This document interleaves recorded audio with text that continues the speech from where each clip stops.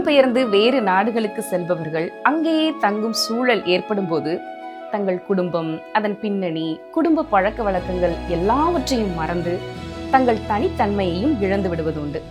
அப்படி செல்வந்தராக சென்ற ஒரு கூட்டம் மக்கள் அடிமைகளாகி தங்கள் நிலை மறந்ததால் அவர்களை மீட்டெடுத்த ஆண்டவர் தன்னை வெளிப்படுத்தி தனது வல்லமையை அவர்கள் வாழ்வில் நிலைநிறுத்தியதை தான் இன்று தியானிக்கப் போகிறோம். தேவன் உங்களோடு கூட இடைப்படுவாராக.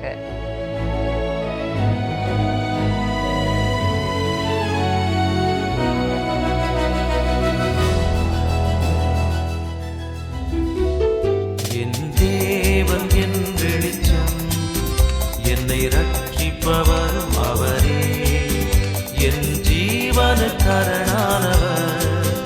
நான் யாருக்கும் அஞ்ச மாட்டேன்.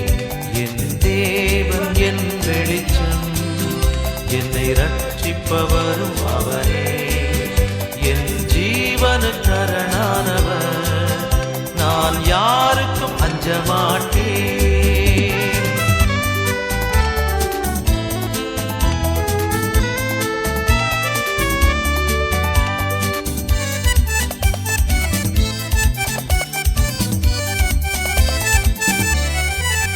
தாயும் தந்தையும் தள்ளிவிட்டாலும் அந்த இயேசுவை ஏற்றுக்கொள்வார். தாயும் தந்தையும் தள்ளிவிட்டாலும் அந்த இயேசுவை ஏற்றுக்கொள்வார்.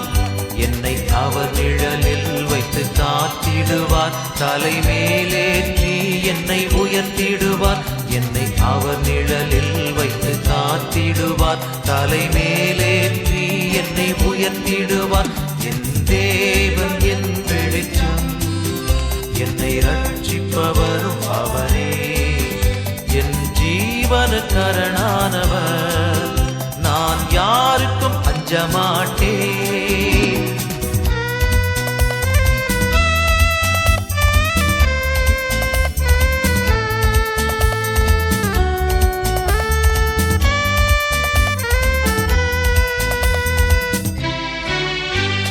செய்கின்றவர்கள் எனக்கு தீமை செய்ய விரும்புகையில், தீமை செய்கின்றவர்கள் எனக்கு தீமை செய்ய விரும்புகையில், என் தேவன் அருகில் வந்து என்னை காத்து நின்றார். என்னை பகைத்தவர்கள் உடனே அழிந்தார்கள். என் தேவன் அருகில் வந்து என்னை காத்து நின்றார். என்னை பகைத்தவர்கள் உடனே அழிந்தார்கள். என் தேவன் என் வெளிச்சம், என்னை ரட்சிப்பவரும் அவரே, என் ஜீவனுக்கரணானவர், நான் யாருக்கும் அஞ்ச மாட்டேன். என் தேவன் என் வெளிச்சம், என்னை ரட்சிப்பவரும் அவரே, என் ஜீவனுக்கரணானவர், நான் யாருக்கும் அஞ்ச மாட்டேன். இந்த வேத ஆராய்ச்சி நிகழ்ச்சிகளை தொடர்ச்சியாக கேட்டு வருவதற்காகவும் பலருக்கு நீங்கள் இதை அறிமுகம் செய்வதற்காகவும் நன்றி கூறுகிறோம். இதை அறிமுகம் செய்ய நிகழ்ச்சி நிரல் அல்லது சின்ன ஸ்டிக்கர்ஸ் வேண்டுமென்றாலும் எங்களோடு தொடர்பு கொள்ளுங்கள். கடந்த நிகழ்ச்சியிலே தேவன் இஸ்ரவேல் ஜனங்களுக்கு கொடுத்த 10 கட்டளைகளிலே முதல் 3 கட்டளைகளையும் நாம் பார்த்தோம். ஒரு முறை கூட அதை உங்களுக்கு நினைவுபடுத்துகிறேன். யாத்திராகமம் 20ஆம் அதிகாரம் 3ஆம் வசனம் முதல் 7ஆம் வசனம் வரை. என்னை அன்றி உனக்கு வேறே தேவர்கள் உண்டாயிருக்க வேண்டாம். மேலே வானத்திலும் கீழே பூமியிலும் பூமியின் கீழ் தண்ணீரிலும் உண்டாயிருக்கிறவைகளுக்கு ஒப்பான ஒரு சொரூபத்தையாயிலும் யாதொரு விக்கிரகத்தையாயிலும் நீ உனக்கு உண்டாக்க வேண்டாம். நீ அவைகளை நமஸ்கரிக்கவும் சேவிக்கவும் வேண்டாம். உன் தேவனாய கர்த்தராயிருக்கிற நான் எரிச்சலுள்ள தேவனாயிருந்து என்னை பகைக்கிறவர்களை குறித்து பிதாக்களுடைய அக்கிரமத்தை பிள்ளைகளிடத்தில் 3ஆம் 4ஆம் தலைமுறை மட்டும் விசாரிக்கிறவராய் இருக்கிறேன். என்னிடத்தில் அன்பு கூர்ந்து என் கற்பனைகளை கை கொள்கிறவர்களுக்கோ 1000 தலைமுறை மட்டும் இரக்கம் செய்கிறவராயிருக்கிறேன். உன் தேவனாய கர்த்தருடைய நாமத்தை வீணிலே வழங்காதிருப்பாயாக. கர்த்தர் தம்முடைய நாமத்தை வீணிலே வழங்குகிறவனை தண்டியாமல் விடார். சரி, இன்று நாம் யாத்திராகமம் 20ஆம் அதிகாரம் 8 முதல் 26ஆம் வசனம் வரைக்கும் கற்றுக்கொள்ளப் போகிறோம். முதலாவதாக இங்கே தேவன் கொடுத்த 4வது கற்பனை கொடுக்கப்பட்டிருக்கிறது. கவனியங்கள் வாசிக்கிறேன். யாத்திராகமம் 20ஆம் அதிகாரம் 8 முதல் 11 வரை. ஓய்வு நாளை பரிசுத்தமாய் ஆசரிக்க நினைப்பாயாக. 6 நாளும் நீ வேலை செய்து உன் கிரியைகளை எல்லாம் நடப்பிப்பாயாக. 7ஆம் நாளோ உன் தேவனாய கர்த்தருடைய ஓய்வு நாள். அதிலே நீயானாலும் உன் குமாரன் ஆனாலும் உன் குமாரத்தி ஆனாலும் உன் வேலைக்காரன் ஆனாலும் உன் வேலைக்காரி ஆனாலும் உன் மிருக ஜீவன் ஆனாலும் உன் வாசல்களில் இருக்கிற அந்நியன் ஆனாலும் யாதொரு வேலையும் செய்ய வேண்டாம். கர்த்தர் 6 நாளைக்குள்ளே வானத்தையும் பூமியும் சமுத்திரத்தையும் அவைகளில் உள்ள எல்லாவற்றையும் உண்டாக்கி 7ஆம் நாளிலே ஓய்ந்திருந்தார். ஆகையால் கர்த்தர் ஓய்வு நாளை ஆசீர்வதித்து அதை பரிசுத்தமாக்கினார். ஓய்வு நாள் இஸ்ரவேல் மக்களுக்கு மிகவும் அசாதாரணமான முறையில் கொடுக்கப்பட்டது. அது தேவனுக்கும் இஸ்ரவேல் புத்திரருக்கும் இடையே ஒரு உடன்படிக்கையாகவும் அடையாளமாகவும் இருந்தது. இதை நாம் யாத்திராகமம் 31ஆம் அதிகாரம் 13 முதல் 17 வசனங்களிலேயும் பார்க்கலாம். அது எந்த துல்லியமான நாள் என்பது முக்கியமானதல்ல. எல்லாவற்றிற்கும் மேலாக காலண்டரில் செய்யப்பட்டுள்ள மாற்றங்களால் நாம் கடைபிடிக்கும் 7வது நாள் சனிக்கிழமை தானா இல்லையா என்பதை உறுதியாக அறிந்து கொள்வது சாத்தியமற்றது. அது சனிக்கிழமையாக இருக்காது என்று தான் நான் நினைக்கிறேன். ஆனால் அது இங்கே முக்கியமில்லை. ஏனென்றால் நம்மை பொறுத்தவரை நாம் எந்த நாளை கடைபிடிக்கிறோம் என்பதிலே எந்த வித்தியாசமும் இல்லை. வாரத்தின் முதல் நாள் என்று நாம் எதை நம்புகிறோமோ அதை நாம் கடைபிடிக்கிறோம். அது முதல் நாளாக இருக்கலாம் அல்லது இல்லாமலும் போகலாம். ஆனால் நம்முடைய ஆண்டவர் அந்த நாளில்தான் மரணத்திலிருந்து உயிர் தெழுந்தார் என்பதால் நம் வாரத்தின் முதல் நாளை நாம் அனுசரிக்கிறோம். இவை அனைத்தையும் பற்றி யாத்திராகம புத்தகத்திலே பின்னர் விரிவாக நாம் பார்ப்போம்.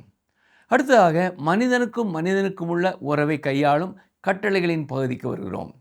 இது வீட்டிலிருந்து, அதாவது குடும்பத்திலிருந்து ஆரம்பமாகிறது. பாருங்கள், யாத்திராகமம் 20ஆம் அதிகாரம் 12ஆம் வசனம். உன் தேவனாய கர்த்தர் உனக்கு கொடுக்கிற தேசத்திலே உன் நாட்கள் நீடித்திருப்பதற்கு உன் தகப்பனையும் உன் தாயையும் கனம் பண்ணுவாயாக. ஒரு தாயும் தந்தையும் தங்களுடைய பிள்ளைகளின் மதிப்புக்கும் மரியாதைக்கும் பாத்திரவான்களாக இருக்க வேண்டும். இந்த கட்டளையை பற்றி நாம் பின்னர் விரிவாக பேசுவோம். 6வது கட்டளை கவனியுங்கள். யாத்திராகமம் 20:13. கொலை செய்யாதிருப்பாயாக. ஒரு குறிப்பிட்ட போரை எதிர்க்கும் பலர் இந்த வசனத்தை பயன்படுத்துகிறார்கள். பல இளைஞர்கள் இதை குறித்து பேசியிருக்கிறார்கள். கொலை செய்யாதிருப்பாயாக என்று சொல்லப்பட்டிருக்கிறது. எனவே நீ ஒரு இராணுவ வீரராக இருக்கக்கூடாது என்று அவர்கள் கூறுகிறார்கள். கொலை செய்யாதிருப்பாயாக என்ற இந்த கட்டளை ஒரு நாட்டிற்கு கொடுக்கப்படவில்லை. அது தனி மனிதனுக்கு கொடுக்கப்பட்டது. ஒரு மனிதன் இன்னொரு மனிதனை கொலை செய்யக்கூடாது. யாரும் தன் சொந்த விருப்பத்தின் பேரிலே வேறு எந்த நாட்டிற்கும் சென்றும் கொலை செய்யக்கூடாது. கவனியுங்கள், கொலை செய்யாதிருப்பாயாக என்ற கட்டளைக்கும் இராணுவ சேவைக்கும் அல்லது ஒரு குற்றவாளிக்கு மரண தண்டனை நிறைவேற்றுவதற்கும் எந்த சம்பந்தமும் இல்லை. மனித உயிரை பறிப்பதன் மூலம் மனித உயிரை பாதுகாப்பதற்கான அதிகாரம் ஒரு நாட்டிற்கு கொடுக்கப்பட்டிருக்கிறது. கொலை செய்யாதிருப்பாயாக என்பது தனி மனிதனுக்கான ஒரு கட்டளையாகும். இது கொலை பாதகத்தை பற்றி பேசுகிறது. இந்த கொலை வெறி என்பது கோபத்திலிருந்து வருவது. இதைத்தான் இயேசு கிறிஸ்துவும் சொன்னார். நாம் நம் சகோதரர் மேல் கோபம் கொள்ளக்கூடாது. சரி, 7வது கட்டளை பாருங்கள். யாத்திராகமம் 20ஆம் அதிகாரம் 14ஆம் வசனம். விபசாரம் செய்யாதிருப்பாயாக. நாம் இன்று ஒரு பாலியல் புரட்சியின் நடுவிலே வாழ்ந்து கொண்டிருக்கிறோம். பாலியல் என்பது நிச்சயமாக புதிய ஒன்றல்ல. ஆனால் திருமண பந்தத்திற்கு வெளியே அது நடக்கும்போது அது விபச்சாரமாகவே கருதப்படுகிறது. தேவன் இதை மிகவும் தெளிவாக்குகிறார். மனிதன் இந்த கட்டளையை மாற்றிவிட்டதாக நினைக்கலாம். ஆனால் அவன் அதை மாற்றவில்லை. இந்த கட்டளை இன்றும் அப்படியே நிலைத்திருக்கிறது. 8வது கட்டளை என்ன சொல்கிறது? யாத்திராகமம் 20:15. களவு செய்யாதிருப்பாயாக. நான் இங்கே சொல்ல விரும்பும் காரியம் என்னவென்றால், நீங்கள் விபசாரம் செய்ய அனுமதிக்கப்படுகிறீர்கள் என்றால் திருடுவதற்கும் மற்றும் பிற தவறுகளை செய்வதற்கும் நீங்கள் அனுமதிக்கப்பட வேண்டும். இந்த விஷயங்கள் அனைத்தும் ஒன்றாக இணைந்தவைதான். இதில் ஒன்றை செய்வது சரி என்றால் எல்லாவற்றையும் செய்வது சரியாக இருக்க வேண்டும். ஒன்று தவறு என்றால் எல்லாமே தவறுதான். சரி, 9வது கட்டளை என்ன சொல்கிறது? யாத்திராகமம் 20ஆம் அதிகாரம் 16ஆம் வசனம். பிறனுக்கு விரோதமாய் பொய் சாட்சி சொல்லாதிருப்பாயாக. உன் அயலானுக்கு விரோதமாக பொய் சாட்சி சொல்வது என்பது பொய் பேசுவதாகும். 10வது கட்டளை கூறுவது என்ன?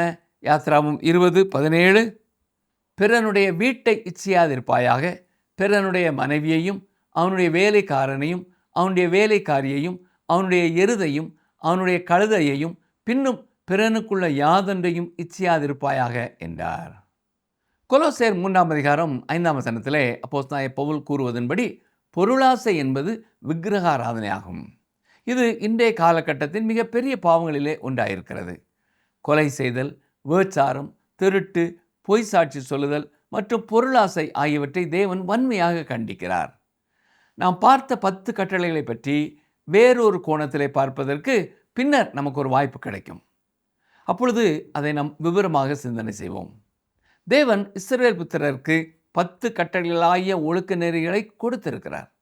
இருந்தாலும் நியாயப்பிரமாணத்திலே இந்த ஒழுக்க நெறிமுறைகளை தவிர இன்னும் பல விஷயங்கள் அடங்கியிருக்கின்றன. தேவன் அவர்களுக்கு சமூக சட்டங்களை கையாளும் நியாயப்பிரமாணத்தின் பகுதிகளையும் கொடுப்பார். மேலும் ஒரு பலிபீடம் மற்றும் ஆசரிப்பு கூடாரம் அமைப்பதை குறித்த வழிகாட்டுதல்களையும் அவர்களுக்கு கொடுப்பார். லேவியராம புத்தகத்திலே இந்த ஆசரிப்பு கூடாரத்தின் பணிவிடைகளை பற்றி விரிவாக கூறப்பட்டிருக்கிறது. இது எல்லாமே நியாயப்பிரமாணத்தின் ஒவ்வொரு பகுதிகள் தான். இவை அனைத்தும் ஒரே தொகுப்பாக ஒன்றோடொன்று இணைந்ததாக வருகின்றன. பாருங்கள், யாத்திராகமம் 20ஆம் அதிகாரம் 18-19 வசனங்கள். ஜனங்கள் எல்லாரும் இடி முழக்கங்களையும் மின்னல்களையும் எக்கால சத்தத்தையும் மலை புகைகிறதையும் கண்டார்கள். அதை கண்டு ஜனங்கள் பின்வாங்கி தூரத்தில் நின்று மோசேயை நோக்கி, நீர் எங்களோடு பேசும், நாங்கள் கேட்போம். தேவன் எங்களோட பேசாதிருப்பாராக, பேசினால் நாங்கள் செத்து போவோம் என்றார்கள். இஸ்ரவேல் மக்கள் இடி முழக்கத்தையும் மின்னலையும் கண்டபொழுது பயந்து நடுங்கி மலை விட்டு தூரமாக விலகி நின்றார்கள். யாத்திராகமம் 20:20 பாருங்கள்.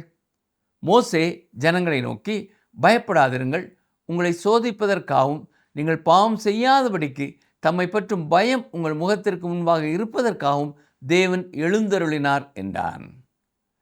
நியாயப்பிரமாணம் உயர்வான ஒரு தரநிலையை காட்டுகிறது. கர்த்தருடைய நியாயப்பிரமாணம் குறைவற்றதும் பூரணமுமானது. அது பூரணத்துவத்தையே எதிர்பார்க்கிறது.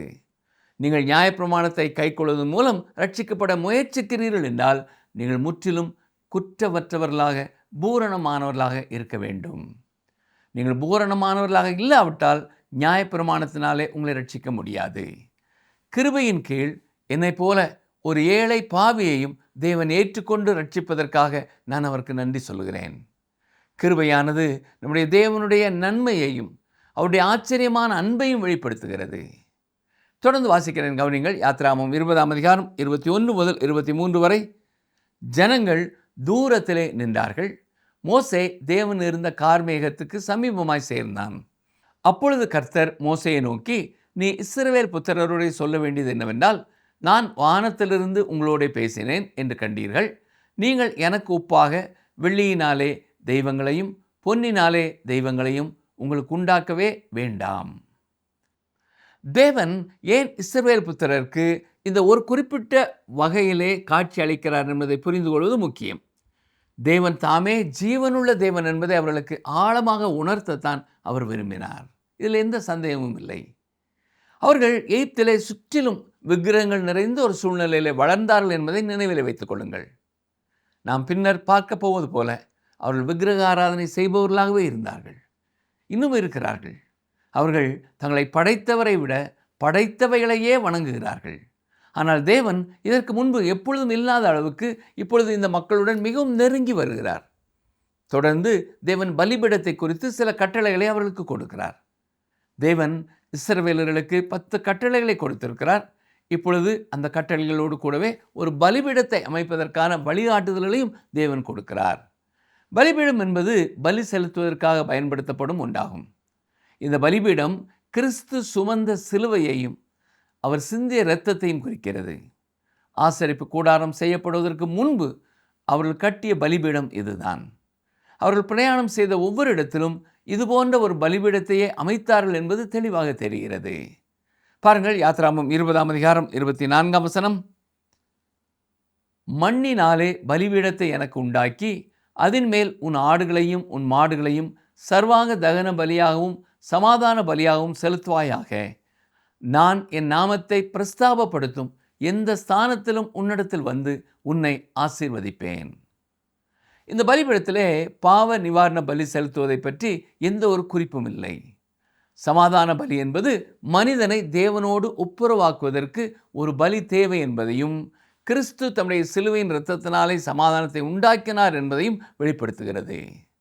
சர்வாங்க தகன பலி என்பது கிறிஸ்து யார் என்பதை பற்றி பேசுகிறது. அது அவருடைய தகுதியையும் ரட்சிப்பதற்கான அவருடைய வல்லமையும் குறிக்கிறது. இந்த பலிபீடம் மண்ணினால் செய்யப்பட வேண்டியதாக இருந்தது. இஸ்ரவேலர்கள் சர்வாங்க தகன பலிகளையும் சமாதான பலிகளையும் செலுத்துவதற்கான இடமாக அது இருந்தது. பாவ நிவாரண பலியும் குற்ற நிவாரண பலியும் இஸ்ரவேலர்களுக்கு பின்னால காலங்களிலே கொடுக்கப்பட்டன. சரி, பாருங்கள், யாத்ராகமம் 20ஆம் அதிகாரம் 25ஆம் வசனம். எனக்கு கல்லினால் பலிபீடத்தை உண்டாக்க வேண்டுமாகில் அதை வெட்டின கல்லுகளால் கட்ட வேண்டாம், அதன் மேல் உளியிட்ட உடனே அதை அசுசிப்படுத்துவாய். இந்த வசனத்தில் ஒரு முக்கியமான பாடம் இருக்கிறது. செதுக்கப்படாத எளிய கற்களை கொண்டு ஒரு சாதாரண பலிபீடத்தை அவர்கள் கட்ட வேண்டும் என்றுதான் தேவன் விரும்பினார். ஒருவேளை ஒரு சிற்பி அந்த பலிபீடத்தை பார்க்க கவர்ச்சியாகவும் அழகாகவும் மாற்ற விரும்பலாம். ஆனால் அந்த கற்களின் மேலே ஒரு உளி அல்லது ஆயுதம் பட்ட அடுத்த கணமே அது தீட்டுப்பட்டு விடுகிறது. தேவன் அதை நிராகரித்து விடுகிறார். இன்று நம்முடைய சபைகளிலே இந்த செதுக்கு வேலைகளையும் தாண்டி நாம் வெகு தூரம் சென்று விட்டோம். ஆராதனை சம்பந்தப்பட்ட எல்லாமே அழகாக இருக்க வேண்டும் என்று நாம் நினைக்கும் நிலைக்கு வந்து விட்டோம். நமக்கு மெல்லிசை, மங்கலான விளக்குகள், அழகான நிறங்கள் தேவைப்படுகின்றன. பிரசங்கமும் கூட மிக மென்மையான தொனியிலும் கம்பீரமாகவும் முடிந்தவரை பூரிப்பாகவும் அலங்கார வார்த்தைகளுடனும் இருக்க வேண்டும் என்று விரும்புகிறோம். நாம் அப்படிப்பட்ட ஒரு காலகட்டத்தை கடந்து வந்து கொண்டிருக்கிறோம். அதன் விளைவாக தாராளமய கொள்கைகள் நம்முடைய சபைகளை வெறுமையாக்கி இருக்கிறதை நாம் கண்டிருக்கிறோம். ஆலய ஆராதனை நேரத்திலே அங்கே வந்திருக்கும் குறிப்பிட்ட மனிதர்களை குறித்து பேசுவதை ஒரு ஊழியக்காரர் தவிர்ப்பது நல்லது. கர்த்தருடைய வார்த்தையை சொல்ல எழுந்து நிற்கும் பொழுது ஊழியக்காரர் கர்த்தருடைய வார்த்தையை மட்டும் எடுத்துரைப்பதே சிறந்தது. வரவேற்பு வைபவங்களை ஆலயத்தை விட்டு வெளியே வைத்துக் கொள்ள வேண்டும்.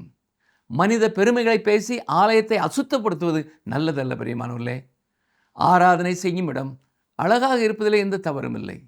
மென்மையான விளக்குகள், இனிமையான இசை மற்றும் அலங்காரமான பேச்சுகள் ஆகியவற்றை நானும் ஆதரிக்கிறேன். ஆனால் அவற்றிற்குள் ஏதாவது ஒன்று சிலுவையின் செய்தியை மறைத்து அந்த சிலுவையிலே மரித்த ஆண்டவராய் இயேசு கிறிஸ்துவின் மேலே இருக்கும் கவனத்தை திசை திருப்பும் என்றால் அப்பொழுது தேவன் துக்கப்படுகிறார். அப்படி நடப்பதை தேவன் விரும்புகிறதில்லை. அப்போஸ்தலனாகிய பவுல் கொரிந்து நகரத்துக்கு சென்ற பொழுது அங்கிருந்த மக்கள் தத்துவ ஞானத்தில் மிகவும் மூழ்கி இருந்ததை நீங்கள் நினைவு கூறலாம். அஞ்ஞான மதங்களைச் சேர்ந்த பல பூசாரிகள் கொரிந்து நகரத்தின் எல்லா பாவங்களுடனும் தங்களை அடையாளப்படுத்திக் கொள்ள முயன்றார்கள். பவுல் அங்கு வந்த பொழுது இந்த இரண்டாம் தர தத்துவவாதிகள் அவரோடு வாதாடவும் விவாதிக்கவும் தங்கள் அறிவாளிகள் என்று காட்டிக்கொள்ளவும் விரும்பினார்கள். இந்த கொரிந்து மக்கள் பல திசைகளிலும் சிதறிப்போய் கொண்டிருந்தார்கள். பவுலுக்கு அத்தேனை பட்டணத்திலும் இதே போன்ற ஒரு அனுபவம் ஏற்பட்டது. அவர் இந்த கொரிந்து மக்களுக்கு எழுதும் பொழுது இயேசு கிறிஸ்துவை, சிலுவையில் அறையப்பட்ட அவரையே அன்றி வேறொன்றையும் உங்களுக்குள்ளே அறியாதிருக்க தீர்மானித்திருந்தேன் என்று 1 கொரிந்தியர் 2:2 கூறியிருக்கிறார். அருமையான சகோதரனை, சகோதரியே, இயேசு கிறிஸ்துவும் அவர் சிலுவையில் அறையப்பட்டதும் என்ற செய்தி ஒரு பிரசங்கத்திலே விடுபட்டு போனால் அந்த சபையின் கோபுரம் எவ்வளவு உயரமாக இருந்தாலும் சரி, ஆலய மணி எவ்வளவு சத்தமாக ஒலித்தாலும் சரி, அதன் ஆராதனை கூடம் எவ்வளவு அழகாக இருந்தாலும் சரி, இசை எவ்வளவு மென்மையாக இருந்தாலும் சரி, அல்லது பிரசங்கியார் எவ்வளவு பெரிய படிப்பாளியாக இருந்தாலும் சரி, எனக்கு அதை பற்றி கவலை இல்லை. அது ஒரு சபையே இல்லை. தேவனை பொறுத்தவரை அது தீட்டுப்பட்டு விட்டது. யாத்ராகமம் 20:26 பாருங்கள். என் பலிபீடத்தின் மேல் உன் நிர்வாணம் காணப்படாதபடிக்கு படிகளால் அதன் மேல் ஏறவும் வேண்டாம். பலர் பலிபீடத்திற்கு மேலே ஏறி செல்வதற்கு வசதியாக அழகான நல்ல படிக்கட்டுகளை கட்ட விரும்பலாம். ஆனால் அந்த காலத்திலே மனிதர்கள் ஒருவித பாவாடை போன்ற ஆடையை உடுத்தி இருந்தார்கள். எனவே அவர்கள் படிக்கட்டுகளிலே ஏறும் பொழுது அந்த ஆடையை மேலே தூக்க வேண்டியது இருக்கும். அப்பொழுது அவருடைய நிர்வாணம் வெளிப்படும். தேவன், நான் உங்களுடைய நிர்வாணத்தை பார்க்க விரும்பவில்லை என்று கூறுகிறார். மாம்சத்தை குறிக்கிற அல்லது மாம்ச இச்சையை தூண்டுகிற எதையும் தேவன் பயன்படுத்த மாட்டார். இதை நான் என் சொந்த வாழ்க்கையோடு ஒப்பிட்டு மிகவும் தனிப்பட்ட விதத்திலே சொல்ல விரும்புகிறேன். நான் செய்கிற காரியங்களிலே மாம்சத்திற்குரிய அல்லது சுயநலத்திற்குரிய காரியம் எதுவாக இருந்தாலும் அதை தேவன் வெறுக்கிறார். அதை அவர் பயன்படுத்த மாட்டார்.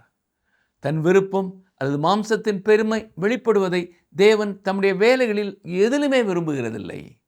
நாம் இப்படிப்பட்ட விஷயங்களிலே மிகவும் எச்சரிக்கையாக இருக்க வேண்டும். மக்கள் பிரசங்கியாரை மட்டுமே பார்த்து அவர் யாருடைய செய்தியை கொண்டு சேர்க்க முயல்கிறாரோ அந்த ஆண்டவரை பார்க்காமல் போகும்பொழுதுதான் மிகவும் வேதனையாக இருக்கிறது. தனிப்பட்ட முறையிலே யாராவது இடத்துல வந்து நீங்கள் மிக அழகான ஒரு பிரசங்கம் செய்தீர்கள் என்று சொல்வதை நான் விரும்புகிறதில்லை. நான் செய்ய விரும்பாத கடைசி காரியம் என்னவென்றால் ஒரு அழகான பிரசங்கத்தை செய்வதுதான். நான் ஒரு அழகான இரட்சகராகிய இயேசுவை பற்றி பிரசங்கிக்க விரும்புகிறேன்.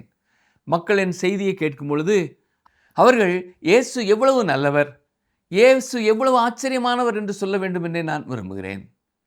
போதகர் ஒருவர் தன் அனுபவத்தை கூறும் பொழுது இவ்விதமாய் சொல்லியிருக்கிறார்.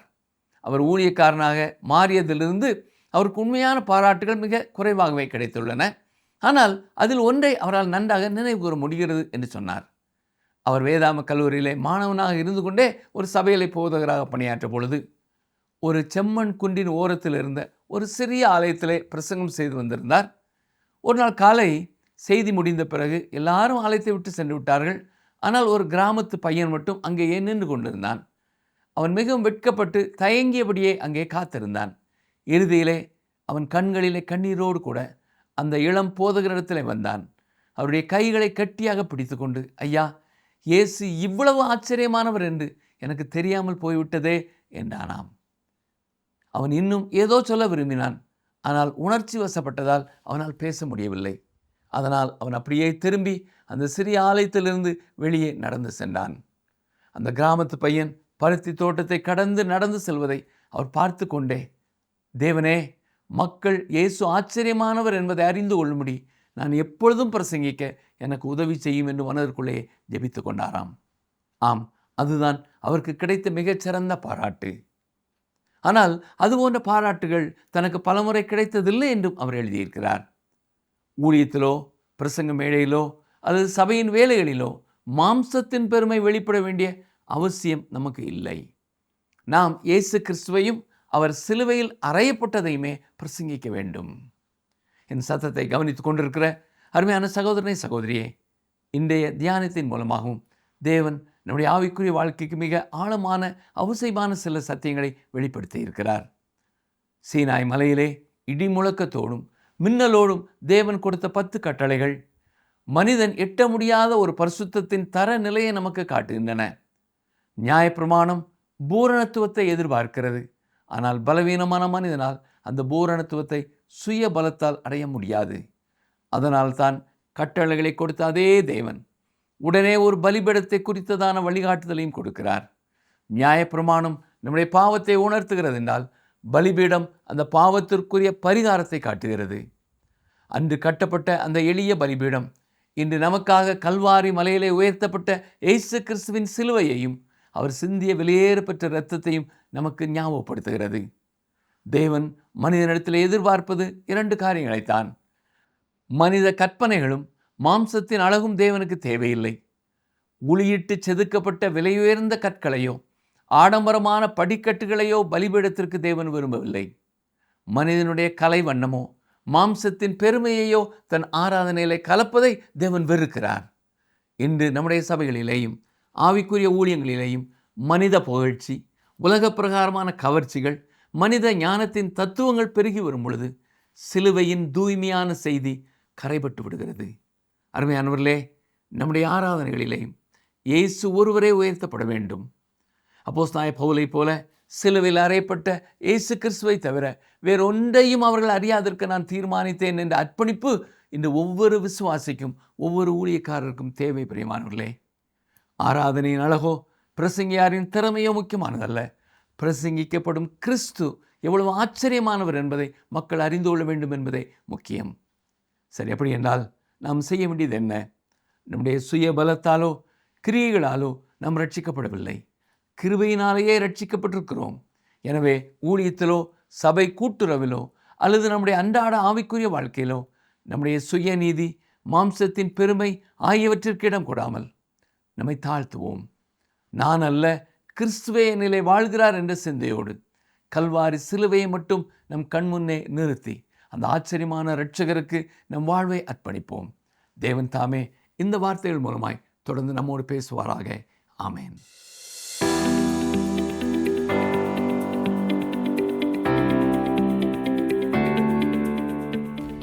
எதினாலே பலிபீடத்தை உண்டாக்க வேண்டும் என்று ஆண்டவர் மோசேயிடம் சொன்னார்? ஆப்ஷன் ஏ கற்கள், ஆப்ஷன் பி மரம், ஆப்ஷன் சி மண்ணினால்.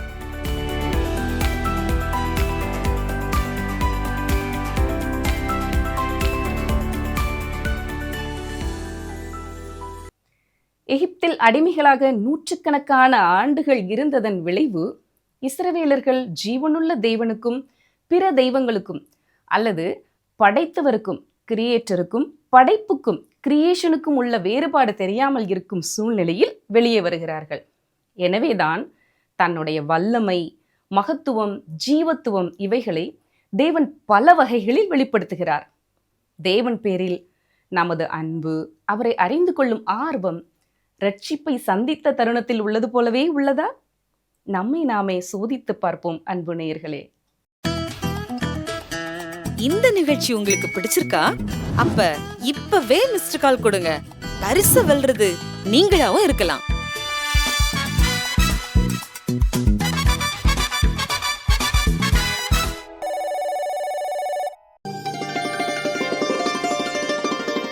தேவரீர் சகலத்தையும் செய்ய வல்லவர். நீர் செய்ய நினைத்தது தடைப்படாது. யோபு 42:2.